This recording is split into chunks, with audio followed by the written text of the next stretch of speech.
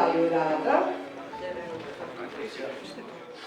Zbog nedovoljnog zanimanja učenika za upis u trogodišnje strukovne programe, obrazovanja za zanimanja u obrtništvu koja su istodobno vrlo tražena na tržištu rada, Grad Zagreb je školske godine 2003-2004.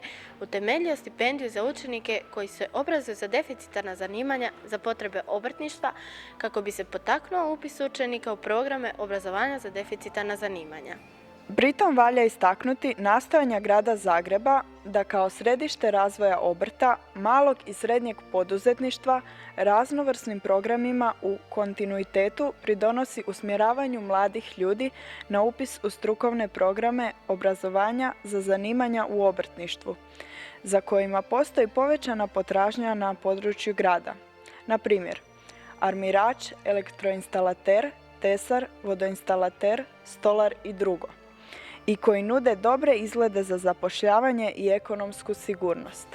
Odlukom o stipendiji Grada Zagreba za učenike koji se obrazuju za deficitarna zanimanja za potrebe obrtništva, utvrđeno je da će se godišnje dodjeljivati do 150 stipendija redovnim učenicima prvog razreda u trogodišnjim programima. Obrazovanje srednjih strukovnih škola Grada Zagreba koji ispune uvjete utvrđene odlukom.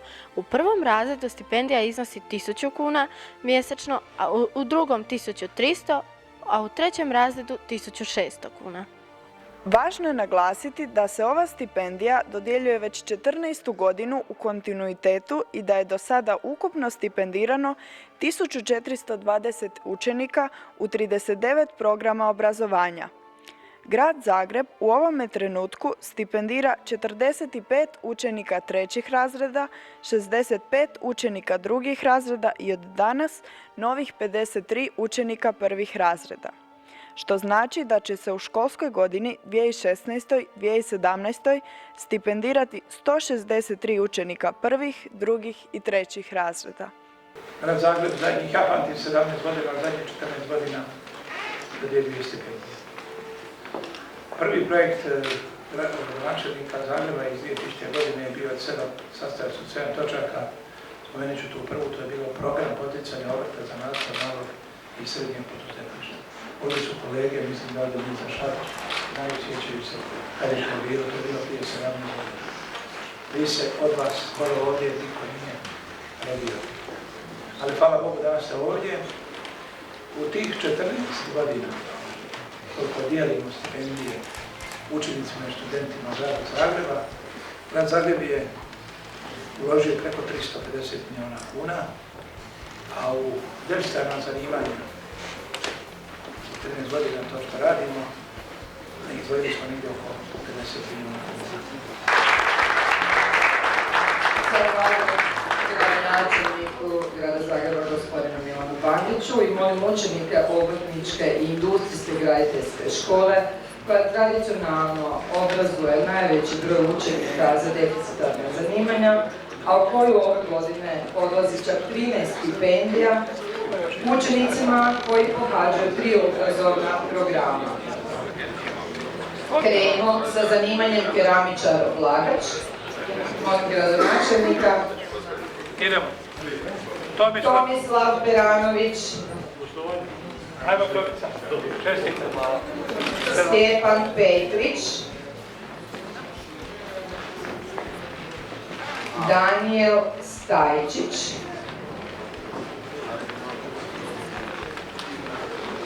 Filip Stajčić.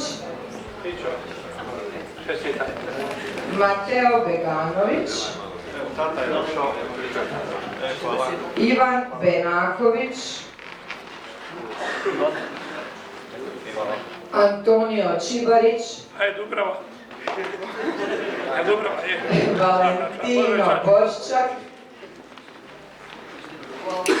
Leon Joka. Dejan Aleksić i Esad Hozanović. Stipendiju će primiti jedan fasader, Nikola Marković, molim Nikola. I jedan staklar, Dominik Jurčec. Dakle, naših je učenika bilo 13 u zanimanju keramičar-oblagač, staklar i fasader. Evo već, ko što ste čuli od gradonačelnika, koliko dugo se dobivaju stipendije. uvijek svake godine mi uzmemo 1/3 stipendija, tako da ovo nije iznenađenje, ali evo ove godine 13, iako je još bilo 2 učenika na popisu, no ispisali su se i otišli su van Hrvatske, tako da bi bilo 15 stipendista naših.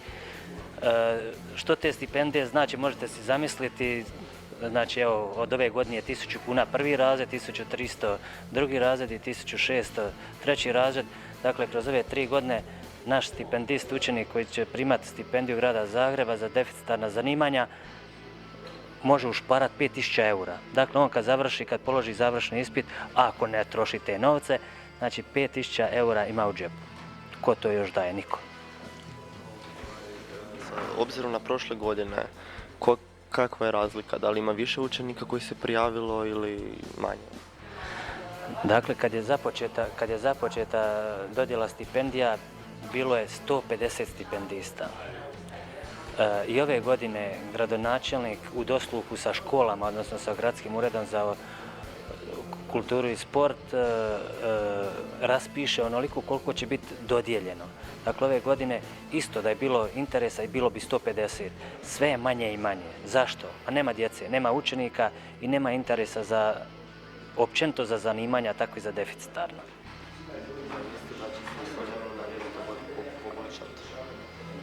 Pa trebalo bi se poboljšati. Evo, radimo i razne promidžbe kako bismo zainteresirali mlade ljude da budu majstori. Svatko od nas treba zaista majstora i svatko kad traži nešto mu treba doma, kaže daj mi pravog majstora. Takvi je sad sve manje i manje. Puno je ljudi, puno je majstora, dobrih majstora napustilo Republiku Hrvatsku. Ja sam Leon Joka. Koje je zanimanje? Keramičar. Ja sam Nikola Marković, zanimanja sam fasader. Dominik Jurčec, zanimanje staklar. Ja sam Marin Čančar, dolazim iz elektrostrojarske obrtničke škole, pohađam za elektroinstalatera, prvi sam razred i evo, tu sam za dodjelu stipendija dobio od grada Zagreba. Koliko to znači za tebe? Pa puno mi jako znači zato što mi omogućuje bolje školovanje i dosta toga za moj privatan život. Da možemo bolje raditi i dobiti više posla. Isto tako i da se mogu dalje školovati. Pa tako, eto, bila laka zarada i... Pa na praksi je dobro, radimo puno. Mislim, što radiš obično na praksi? Kako ti dan provodiš na praksi?